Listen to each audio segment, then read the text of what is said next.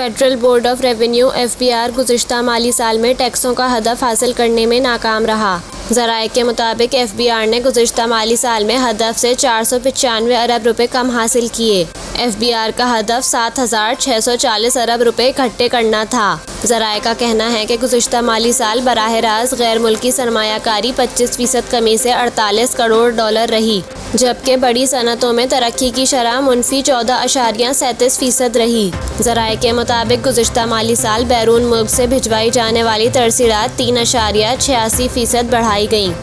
اس کے علاوہ گزشتہ مالی سال کے دوران پاکستان کی بیرونی فائنانسنگ منفی رہی، جس کی بڑی وجوہات حکومت کے اسٹیٹ بینک سے قرض لینے پر پابندی اور IMF کے قرض پروگرام کا معطل ہونا تھا۔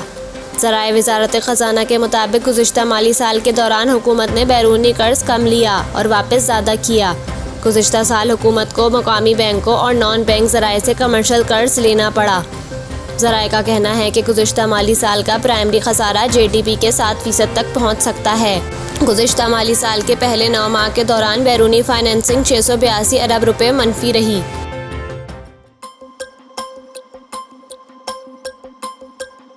افغانستان کے صوبے ہرات میں محکمہ اخلاقیات نے موسیقی کے سینکڑوں آلات ضبط کرکے جلا دیے۔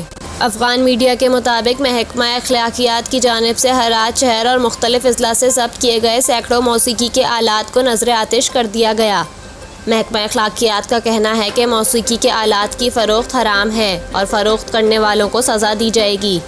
واضح رہے کہ گزشتہ دنوں افغانستان میں طالبان حکام کے نئے حکم کے تحت ہزاروں بیوٹی پارلر بھی مستقل طور پر بند کر دیے گئے تھے۔ Afghan women chamber of commerce and industries کے مطابق طالبان کے نئے حکم کے بعد ملک بھر میں تقریباً 12,000 بیوٹی پارلرز بند ہو گئے۔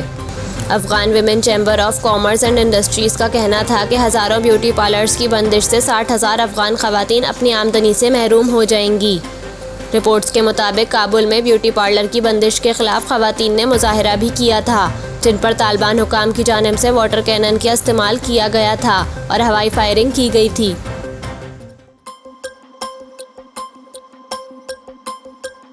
پاکستان تحریک انصاف نے سابق وزیر دفاع پرویز خٹک کے بعد ان کے بیٹے اسحاق خٹک اور MNA عمران خٹک کی پارٹی رکنیت ختم کر دی۔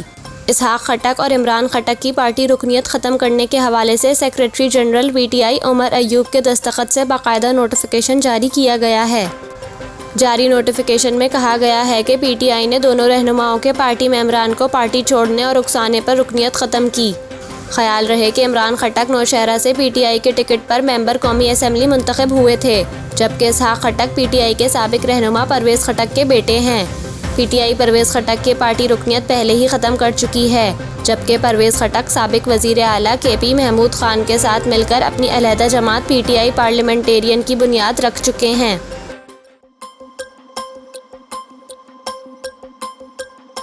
دریائے ستلج میں نچلے درجے کا سیلاب آنے سے متعدد آبادیاں زیر آب آ گئیں۔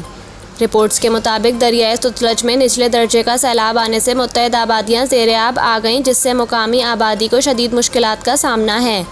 دوسری جانب بارشوں کے باعث دریائے راوی میں ہیڈ بلوکی سے مسلسل پانی چھوڑا جانے لگا، جس کے باعث کمالیہ کے مقام پر نچلے درجے کا سیلاب ہے۔ رپورٹس کے مطابق دریا کنارے کی بستیوں میں پانی داخل ہو گیا۔ مقامی افراد اپنی مدد آپ کے تحت اپنے مویشیوں کو نکال کر محفوظ مقام پر منتقل کر رہے ہیں۔ اس کے علاوہ سندھ کے بیراجوں پر بھی پانی کی سطح میں مسلسل اضافہ ہو گیا ہے۔ پنجاب سے آنے والے سیلابی ریلے سندھ کے بیراجوں سے گزرنے لگے ہیں۔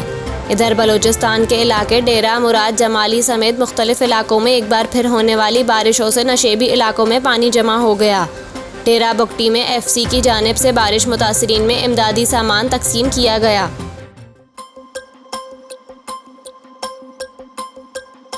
وزیر مملکت برائے پیٹرولیم مصدق ملک نے کہا ہے کہ سعودی عرب اور متحدہ عرب امارات نے پاکستان میں بھاری سرمایہ کاری کا عندیہ دے دیا۔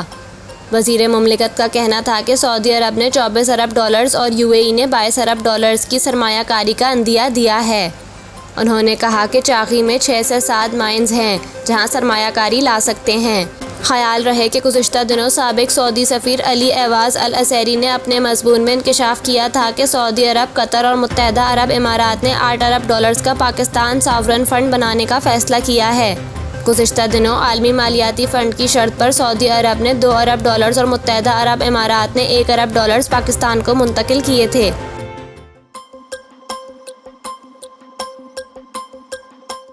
امریکی دارالحکومت واشنگٹن ڈی سی میں 80 میل فی گھنٹہ کی رفتار سے طوفانی ہوائیں چلیں اور تیز بارش ہوئی۔ واشنگٹن میں طوفانی ہواؤں اور بارش سے کئی درخت جڑوں سے اکھڑ گئے، بجلی کی تاریں ٹوٹ گئیں جس سے ہزاروں افراد بجلی سے محروم ہو گئے، جبکہ شہر میں ٹریفک کا نظام بھی درہم برہم ہو گیا۔ ادھر میکسیکو میں بھی طوفانی ہواؤں کے ساتھ بارش اور ژالہ باری ہوئی، جبکہ کینیڈا کے صوبے اونتاریو میں ٹینس بال کے برابر اولے پڑے، درخت جڑوں سے اکھڑ گئے اور سائن بورڈ گر گئے۔ روس کے وسطی علاقوں میں طوفانی ہواؤں کے ساتھ تیز بارش ہوئی اور مختلف حادثات میں 10 افراد ہلاک ہو گئے۔ دوسری جانب چین کے صوبے فوجیان میں شدید بارشوں اور لینڈ سلائڈنگ سے سیلابی صورتحال پیدا ہو گئی، جس سے ہزاروں افراد نقل مکانی پر مجبور ہیں، جبکہ کھیلوں کے مقابلے منسوخ کر دیے گئے ہیں۔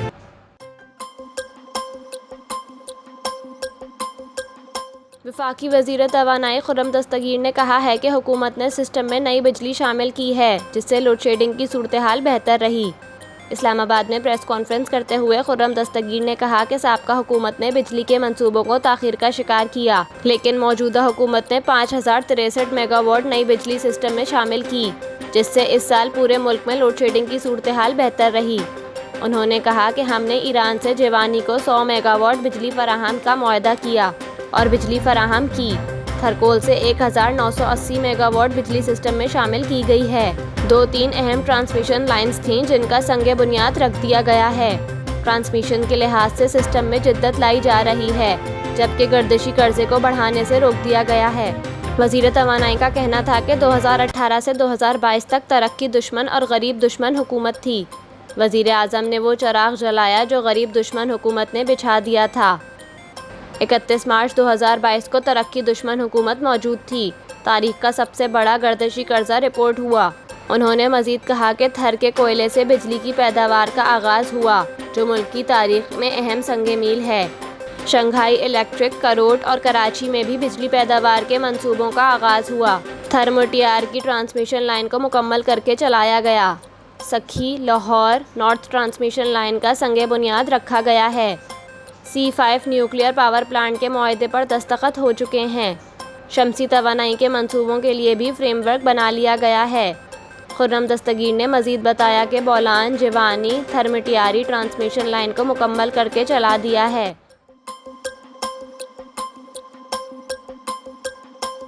سعودی عرب یوکرین میں امن کے لیے مذاکرات کی میزبانی کرے گا۔ غیر ملکی میڈیا کے مطابق سینئر یوکرینی حکام نے بتایا کہ سعودی عرب ایک سمٹ کی تیاری کر رہا ہے، جس میں یوکرین کے صدر ولودومیر زیلنسکی کے ملک میں امن کے لیے منصوبے سے متعلق بات چیت کی جائے گی۔ یوکرینی صدر کے چیف آف اسٹاف آندرے یرمیک نے کہا کہ سعودی عرب میں ہونے والی اس سمٹ میں کئی ممالک کے حکام شریک ہوں گے۔ میڈیا رپورٹس کے مطابق یوکرینی صدر کے چیف آف اسٹاف کی جانب سے سمٹ کی تاریخ اور شہر کے بارے میں کوئی تفصیلات جاری نہیں کی گئی ہیں۔ اس سے قبل امریکی اخبار وال اسٹریٹ جرنل نے یوکرین کے معاملے پر سفارتکاروں کی سمٹ کے حوالے سے رپورٹ جاری کی تھی، جس میں کہا گیا تھا کہ یوکرین میں امن کے لیے بات چیت 5 اور 6 اگست کو جدہ میں ہوگی، جس میں 30 ممالک شرکت کریں گے۔ امریکی اخبار نے لکھا تھا کہ یوکرین اور مغربی حکام کو امید ہے کہ یہ اقدامات پیس سمٹ کو کامیاب بنا سکتے ہیں۔ علاوہ ازیں یوکرین نے امن فارمولے کے لیے 10 نکات بھی پیش کیے تھے، جس میں یوکرین کی زمینی خود مختاری کی بحالی، روسی فوجیوں کی دستبرداری اور تمام قیدیوں کی رہائی بھی شامل تھی۔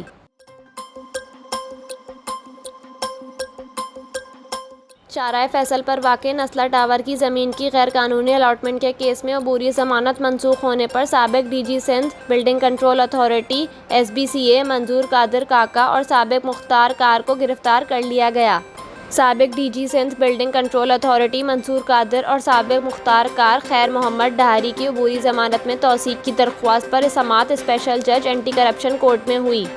عدالت نے ملزم سابق ڈی جی SBCA منظور قادر کاکا اور سابق مختار خیر محمد کی عبوری ضمانت منسوخ کر دی۔ اینٹی کرپشن کورٹ نے نسلہ ٹاور اراضی کیس میں دونوں ملزمان کی عبوری ضمانت منسوخ کرتے ہوئے انہیں حراست میں لینے کا حکم، جس کے بعد اینٹی کرپشن نے دونوں ملزمان کو گرفتار کر لیا۔ سرکاری وکیل کا کہنا ہے کہ دونوں ملزمان پر نسلہ ٹاور کی زمین 700 گز سے بڑھا کر 11 گز کرنے کا الزام ہے۔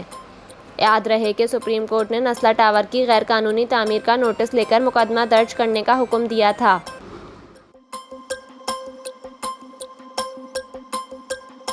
وفاقی وزیر خزانہ اسحاق ڈار نے کہا ہے کہ پاکستان کے معاشی اشاریے بہتری کی طرف گامزن ہیں اور یقین ہے پاکستانی معیشت بہت جلد بہتر ہو جائے گی۔ اسلام آباد میں بینک آف چائنا اسلام آباد برانچ کی افتتاحی تقریب سے خطاب میں اسحاق ڈار نے کہا کہ نواز شریف نے چینی قیادت سے مل کر سی پیک منصوبہ شروع کیا تھا۔ بینک آف چائنا اور پاکستان کے درمیان جاری تعاون میں مزید اضافہ ہوگا۔ انہوں نے کہا کہ پاکستان کے معاشی اشاریے بہتری کی طرف گامزن ہیں اور یقین ہے پاکستانی معیشت بہت جلد بہتر ہو جائے گی۔ اس سے قبل سینیٹ میں دیے گئے بیان میں وزیر خزانہ اسحاق ڈار کا کہنا تھا کہ ملک میں زر مبادلہ کے ذخائر 13 سے 14 ارب ڈالر تک پہنچ گئے ہیں۔ کوشش ہے ان میں 15 سے 16 ارب تک کا اضافہ کیا جائے۔ وزیر خزانہ نے کہا کہ ہم بہتر معیشت کے حوالے سے دنیا کی 24ویں معیشت تھے مگر غلط فیصلوں کے باعث 47ویں معیشت بن گئے ہیں۔ ہم واپس 24ویں بہتر معیشت کی طرف کا سفر شروع کر چکے ہیں۔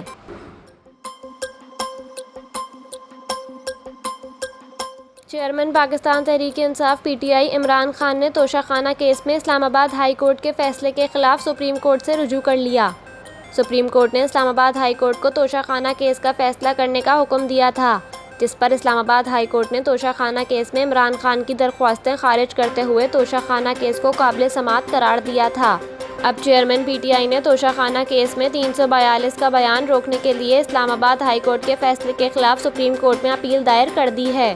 چیئرمین پی ٹی آئی کی جانب سے اسلام آباد ہائی کورٹ میں دائرہ اختیار پر فیصلے تک سیشن عدالت میں ٹرائل روکنے کی استدعا کی گئی ہے اور درخواست میں کہا گیا ہے کہ سپریم کورٹ کے فیصلے کی روشنی میں عدالت کے دائرہ اختیار پر پہلے فیصلہ ہونا ضروری ہے۔